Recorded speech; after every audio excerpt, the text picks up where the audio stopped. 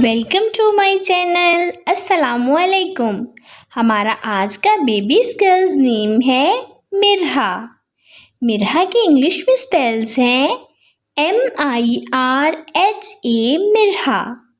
इस नेम का मज़हब है इस्लाम और इस नेम का जिन्स है लड़की। ये एक इस्लामिक नेम है। ये मुसलमान घरानों में लड़कियों का रखा जाता है नाम। मिरहा नाम का मायने जानते हैं। मायने है इसका अल्लाह का नूर।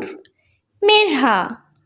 इसके हरूफ की बात करते हैं तो उर्दू में इसके 4 हरूफ के साथ एक लफ्ज़ बनता है मिरहा, और इंग्लिश में इसके 5 वर्ड 1 लेटर मिरहा।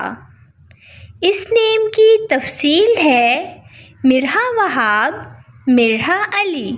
इस तरह से हम ये नाम रख सकते हैं।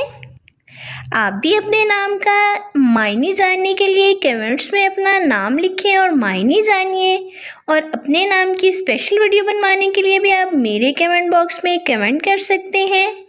And please subscribe my channel, like, comment and share. Okay dears, फिर मिलेंगे न्यू नेम न्यू वीडियो के साथ। अपना ख्याल रखिएगा, दुआओं में याद रखिएगा। अल्लाह हाफिज़।